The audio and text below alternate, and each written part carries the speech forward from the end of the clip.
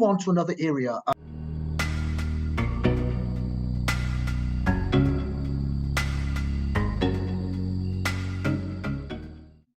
mean, you spearhead a national fair trade commission. The CCC is a regional competition commission. And my question to you is, what do you see are the strengths of having a regional competition commission like the CCC? But in particularly, what ways can a regional commission strengthen and enforce the operations of a national commission? That's a very interesting question that we pondered in the early part of the 2000s for a few years before the CCC was eventually formed, because from time to time we would have complaints from firms whose competitors rather operate in another country. And we ourselves were trying to figure out, how do we deal with this company from a particular member state who's operating over there, and the effects are being felt here in Jamaica. And that's one of the reasons why we were a critical part of informing the development and the creation of the CARICOM Competition Commission, because we needed that entity that has some amount of jurisdiction and reach in all the member states to address certain issues. So a regional entity like the CARICOM Competition Commission can pull information and experiences from different jurisdictions for the benefit of the jurisdictions individually, or as well as a region.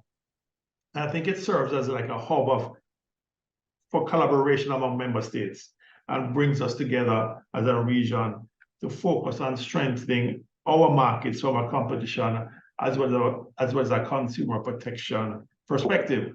And as I said earlier, we're no longer competing in Jamaica against Jamaicans, we're competing against the world. And if you look at it that way, us in the Caribbean, our numbers in terms of number of persons and production and productive capacity is minuscule compared to what's going on in the world. And for us to compete as a region in the world, an agency like the CCC can help us to move in that direction.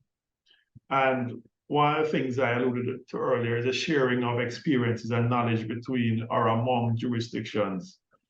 A regional body can do the same thing, as they have specific knowledge of our cultures, our socio-economic background, and the history of each one of our member states that can help to guide each and every one of us. And we've seen that in our sensitization sessions, particularly to the OECS, how they view business and operations is a little bit different from how we operate here in Jamaica. And the CCC, being aware of the different styles and cultures of the member states itself, I think can bring together towards a common goal of achieving greater competition and consumer protection within the region. I think the CCC is also a source of information for all member states. And if I may say, it also needs to build this capacity even more, this bank of information from all the member states. The CCC investigates conduct across borders and disputes arising from conduct that affects the operations of a single market. And I alluded to earlier where the conduct may originate in a particular member state, but the effects are felt elsewhere. And this is where it's important to have a CARICOM Competition Commission to adjudicate and look at those issues in an objective, impartial manner. Jamaica, again, benefits from the CCC, training and capacity building initiatives. There's never enough training for us. And if we have another entity that's able to assist us, such as the CCC, great. Strengthen competition culture within the region. Again, other member states understanding what competition is about. And that's a part of the role that the CCC plays.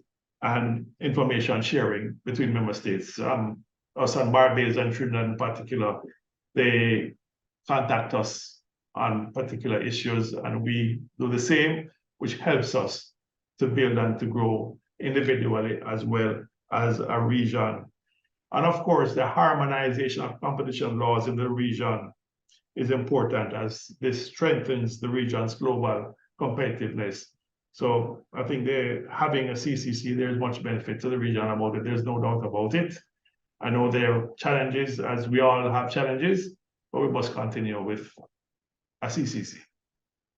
Great. Thank you very much. And that actually allows us to move smoothly to our final question.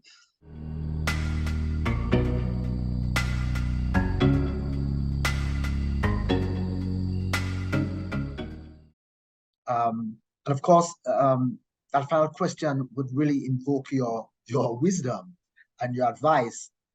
So what are the key points of wisdom or advice that you can partake or you can give to the CSME, the Caribbean Single Market Economy, and to member states who have not yet established a fair trade commission?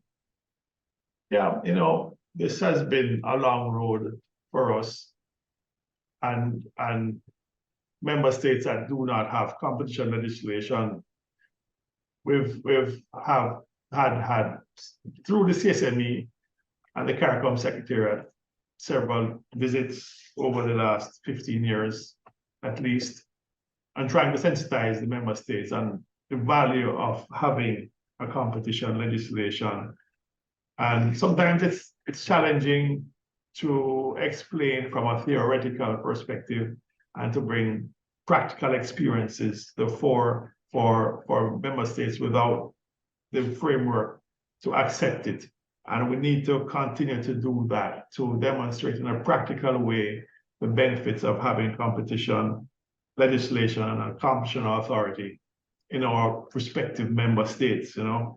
I remember when Barbados was putting together their legislation back in the late 1990s or early 2000s, they did extensive consultation in Jamaica with us, as well as other more mature jurisdictions. And what I noticed about Barbados is that they listened and they learned about the weaknesses and gaps that Jamaica was going through at the time. And eventually, when we saw their legislation and their framework for operating, it pleased us here in Jamaica to see that Barbados was deliberately avoiding some of the pitfalls of what Jamaica had gone through. So we must learn from each other. We must learn from more mature jurisdictions. And to the member states who have not yet established this, it's been back and forth for the last 10, 15 years about it. I think the decision makers need to embrace what it is that competition legislation means to the region, to their individual countries, as well as to the region, and that the CARICOM Competition Commission, Barbados, Jamaica, Trinidad are here to guide you along the way. Importantly, also for these member states is that we must engage in sensitization sessions with the private sector, the bar, the judiciary, key government agencies, the media.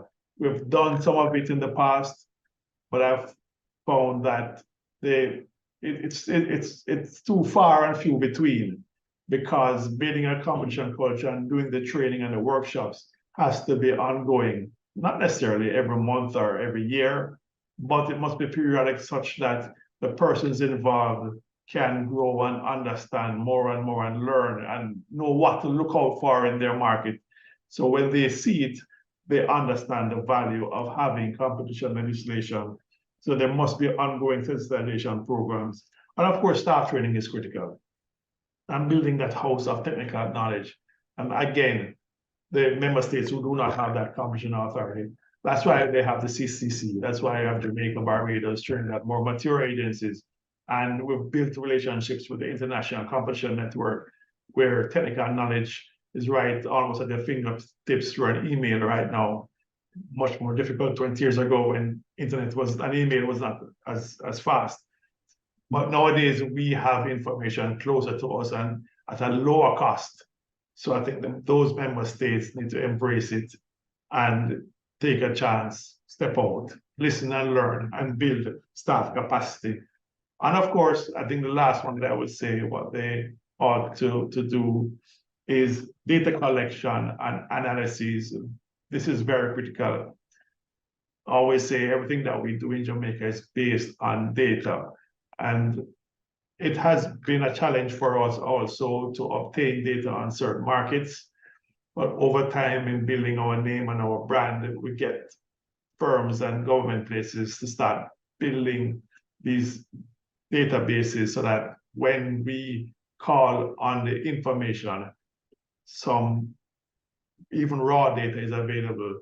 And so if the member states at this point should start to build these databases in different areas, in different markets, at some point in time, it will be there to their benefit because you have to rely on the data to make informed decisions.